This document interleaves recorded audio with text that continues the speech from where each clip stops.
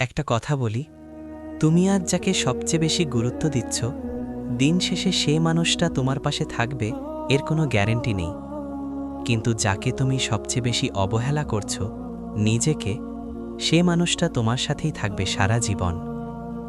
আজকের ভিডিওটা শেষ পর্যন্ত দেখো, কারণ এটা তোমার জীবনকে সাইলেন্টলি বদলে দিতে পারে। কাউকে গুরুত্ব দেওয়ার আগে নিজেকে গুরুত্ব দিতে শেখো। কারোর সাথে সময় কাটানোর আগে নিজের সাথে সময় কাটানো শেখো।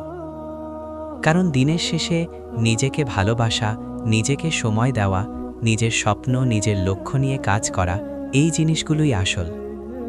একটা মানুষ তখনই সবচেয়ে বেশি আঘাত পায় যখন সে নিজের চেয়ে অন্য কাউকে বেশি গুরুত্ব দেয়। মনে রেখো, ভুল মানুষের এন্ট্রি তোমার পুরো জীবনটা ধ্বংস করে দিতে পারে। আর দুঃখের বিষয় কি জানো? আমরা মানুষ চিনতে এক্সপার্ট নই। আমরা সবচেয়ে বেশি ভুল করি মানুষ চিনতে গিয়ে।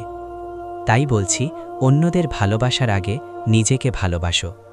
অন্যদের গুরুত্ব দেওয়ার আগে নিজেকে গুরুত্ব দাও।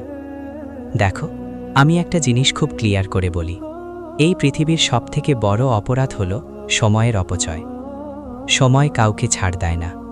আজ তুমি যদি সময় নষ্ট করো, কাল সময় তোমাকে তার দাম পরিশোধ করাবে। ভুল মানুষের পিছনে দৌড়ে নিজের সময় নষ্ট করো না। নিজেকে প্রশ্ন করো, আমি আজ আমার সময়টা কোথায় দিচ্ছি? কারণ সময় যখন তোমার সবচেয়ে বড় সম্পদ, সেটার অপচয় মানে নিজের ভবিষ্যৎ ধ্বংস করা। তোমার আশেপাশে কিছু মানুষ থাকবে যারা সময় নষ্ট করাকে এনজয়মেন্ট বলে প্রমোট করে, যারা তোমাকে এমন জায়গায় ডাকে যেখানে তোমার প্রোডাক্টিভিটি বাড়ে না, শুধু এনার্জি লস হয়। এই মানুষগুলো থেকে নিজেকে একটু দূরে রাখো। স্বপ্ন, লক্ষ্য, উদ্দেশ্য এসব এমনি এমনি পূরণ হয় না। এসব পূরণ হয় তখনই যখন মানুষ স্যাক্রিফাইস করে। কিছু পেতে গেলে কিছু ছাড়তেই হয়। নিজেকে বেটার পজিশনে নিয়ে যেতে গেলে বাজে অভ্যাসগুলোকে হত্যা করতে হবে। প্রোক্রাস্টিনেশন, এই আজ না কাল, এই কাল না পরশু, এই অভ্যাসটাই মানুষকে সবচেয়ে বেশি পিছিয়ে দেয়। মনে রেখো, লক্ষ্য থাকাটা যথেষ্ট নয়, লক্ষ্যের ওপর কাজ করাটা অপরিহার্য। একটু ভাবো তো, তুমি ভেবেছিলে 2025 সালে নিজেকে বদলাবে। 2025-এর 4টে মাস শেষ, বছরের 33% চলে গেছে। এখনও যদি তুমি সময় নষ্ট করো, এই বছরটাও শেষ হয়ে যাবে কোনো পরিবর্তন ছাড়া। কাজটা আজই হবে। কাল বলে কিছু নেই। কাল আস্তে আস্তে আজ হয়ে যায়। যেটা চলে গেছে সেটা নিয়ে আর ভেবো না। যেটা আছে সেটার ওপর কাজ করো। নিজের ওপর কাজ করো।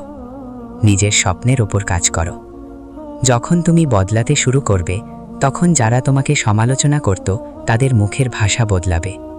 হিংসা জন্মাবে। কারণ সবাই অন্যের দুঃখে কাঁদে, কিন্তু খুব কম মানুষই অন্যের খুশিতে খুশি হয়। আজ তুমি যদি প্রোডাক্টিভ না হও, আগামী দিনগুলো কঠিন হবে। আজ তোমার শরীর যতটা কাজ করছে, আগামী দিনে ততটা নাও করতে পারে। আজ যে সুযোগ, কাল সেটা নাও থাকতে পারে। তাই এনজয় করো, কিন্তু ডুবে যেও না। বর্তমানটাই তোমার ভবিষ্যৎ তৈরি করে। আর যদি কখনো মোটিভেশন কমে যায়, একবার নিজের পরিবারটার দিকে তাকাও। মা বাবার স্ট্রাগলটা দেখো। বোঝার চেষ্টা করো, তোমার একটু বেশি পরিশ্রম তাদের জীবনটা সহজ করতে পারে।